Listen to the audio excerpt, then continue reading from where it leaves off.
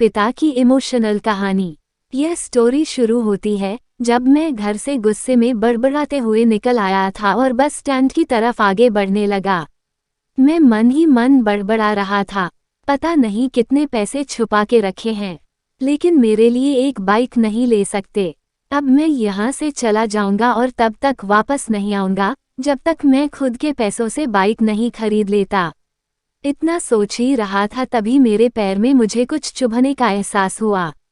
नीचे देखा तो समझ आया कि जल्दबाजी में पापा के जूते पहन आया हूँ।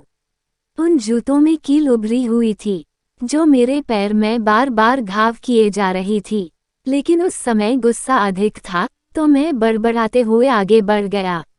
एकाएक मुझे याद आया कि मैं पापा का पर्स भी साथ ले आया हूँ।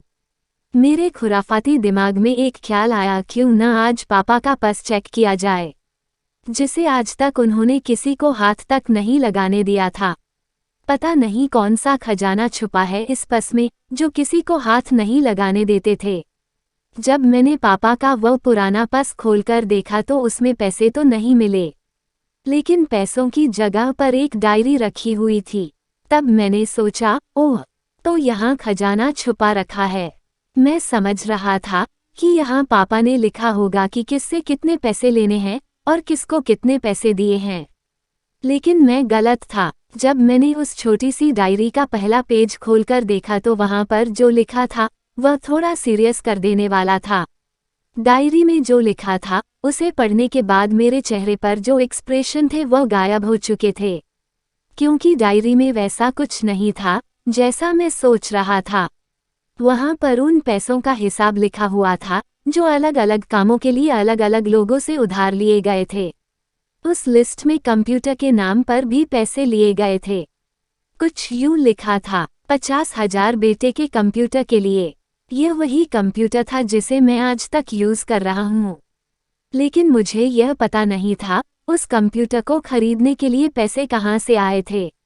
लेकिन आज पता चल रहा था। मुझे आज भी याद है जब मैंने पहली बार कैमरे के लिए जिद की थी, जो मेरे पापा ने मुझे 2 हफ्ते बाद मेरे बर्थडे पर ला कर दिया था, जिसे देखकर मैं बहुत खुश हुआ था। और मुझे खुश देखकर मुझसे कहीं ज्यादा अगर कोई खुश था तो वह थे पापा। अब मेरे चेहरे से गुस्सा एकदम गायब हो चुका था। जब मैंने आगे का पन्ना पलटा तो वहां पर कुछ विशेष इच्छाएं लिखी हुई थी। पहली जो विश थी उसमें जो लिखा हुआ था, अच्छे जूते पहनना। यह बात मेरी कुछ समझ नहीं आई। तभी मेरा पाँव अचानक सड़क पर भरे हुए पानी पर जा पड़ा और तभी मेरे पाँव में कुछ गीलीपन होने का एहसास हुआ। जब मैंने जूता उतार कर देखा तो उसका तला टूटा हुआ था। यह देखकर मुझे डायरी में लिखी बात याद आ गई। तभी मुझे माँ पापा की कई बातें भी याद आ रही थी कि कैसे माँ जब कहा करती थी पापा से, अब तो जूते पुराने हो गए, नए ले लीजिए, तो पापा अक्सर यह कहकर टाल दिया करते थे, जूते अभी और चलेंगे, अभी कुछ दिन पहले तो लिए थे। मुझे आज समझ आ रहा था कि कितने दिन और चलेंगे। साथ ही साथ यह भी समझ आ रहा था कि पापा पर्स को क्यों छुपा कर रखते थे।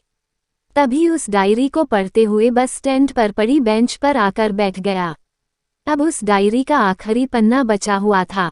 उस पन्ने को जब मैंने पलटकर देखा तो वहां कल की डेट लिखी हुई थी। तारीख के नीचे लिखा हुआ था 50,000 रुपये बाइक के लिए। बस इतना पड़ा और दिमाग सन रह गया।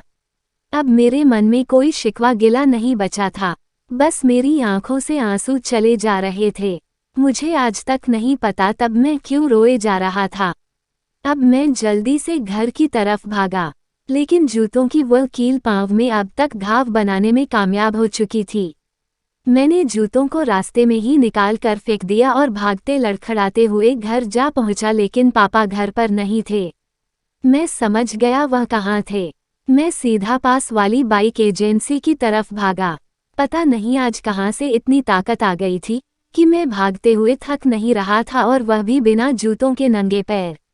जैसे तैसे मैं बाइक एजेंसी पर पहुंचा। पापा वही थे।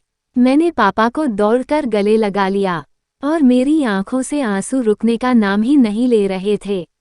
पापा को समझ नहीं पा रहे थे आखिर हो क्या रहा है, मैं क्यों रो रहा हूँ।